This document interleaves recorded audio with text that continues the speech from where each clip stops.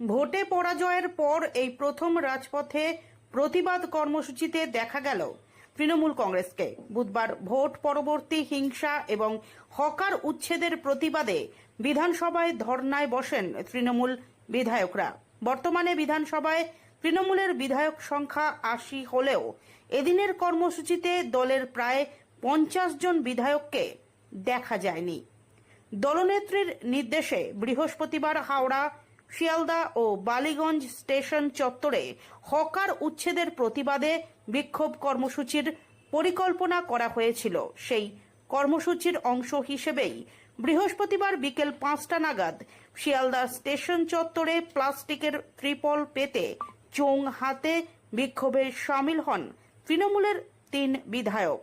এদিনের কর্মসূচিতে উপস্থিত ছিলেন কুণাল ঘোষ, নয়না বন্দ্যোপাধ্যায় এবং মদন মিত্র।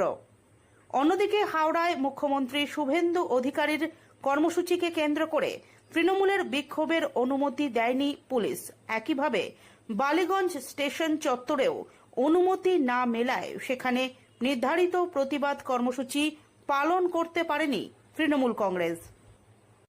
ভাষণ দেবেন জাতির উদ্দেশ্যে, নির্বাচন কমিশনকে দিয়ে মুখ্যমন্ত্রী পদ পেয়েছ, মানুষের আশীর্বাদ নিয়ে প্রধানমন্ত্রীর পদে মমতা বন্দ্যোপাধ্যায়কে বসানো আমাদের মধ্যে উপস্থিত হয়েছেন উত্তর কলকাতা জেলা তৃণমূল আইএনটিটিউসির সভাপতি মেয়র পরিষদ স্বপন সমাদ্দার।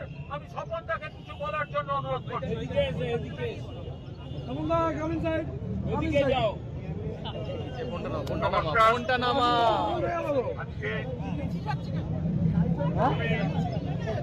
অল্প সময়ের মধ্যে তৃণমূল কংগ্রেস দাঁড়িয়েছে বাংলায় যে অরাজকতা, বাংলায় যে অশান্তি চলছে, অন্যায়ভাবে করোনা কেন্দ্রে কার্যকরী করে যে সরকারকে পর্যদস্ত করা হয়েছে, আজকে হকারদের পুনর্বাসন না দিয়ে অন্যায়ভাবে হকারদের রুটি রোজগার বন্ধ করে দেওয়া হচ্ছে, তারই প্রতিবাদে তৃণমূল কংগ্রেস আজকে রাজপথে।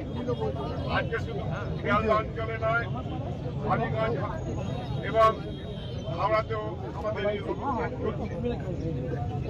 আমরা শুধু বলতে চাই, সরকার কিভাবে এসেছে, বাংলার জনগণ এবং বিভিন্ন এখানকার সাংবাদিকরা জানেন যে কিভাবে ঘটে এসেছে। সেখানে এসে গণতন্ত্রের গলা টিপে হত্যা করা হচ্ছে। হকারদের একটা নির্দিষ্ট আইন আছে, কেন্দ্রীয় সরকার সে আইন মোতাবেক চলে, রাজ্য সরকার সেই আইন মোতাবেক চলে। হকারদের নির্দিষ্টভাবে মহামান্য উচ্চ আদালত এবং সুপ্রিম কোর্টও একটা নির্দেশিকা দিয়েছে। সেখানে কাউকে না জানিয়ে হঠাৎ করে হকারদের তুলে দেওয়া হচ্ছে। এটা সম্পূর্ণ গণতন্ত্র বিরোধী। আমরা তার তীব্র প্রতিবাদ করছি। আমরা চাই বাংলার মানুষ গড়ে উঠুক। বাংলার মানুষ সবসময় এই গরিব মেহনতি মানুষদের পাশে ছিলেন, আগামী দিনেও থাকবে, আমাদের জন্য দৃঢ় বিশ্বাস।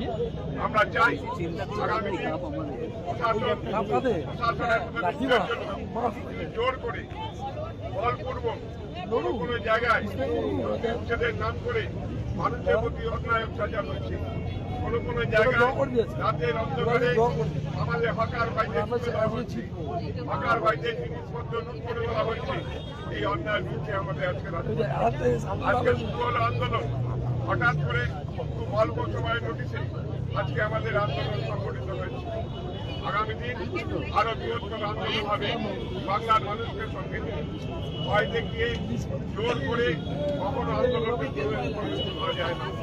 আমরা তাই আপনাদের কাছে অনুরোধ করবো, আজকে যারা এসেছেন ভয় পাবেন না, এগিয়ে চলুন। গণতন্ত্রকে সুপ্রতিষ্ঠিত রাখতে হবে। পুরান একটু আগে বলছিলেন দিল্লির সরকার কিভাবে চলছে দেখছে।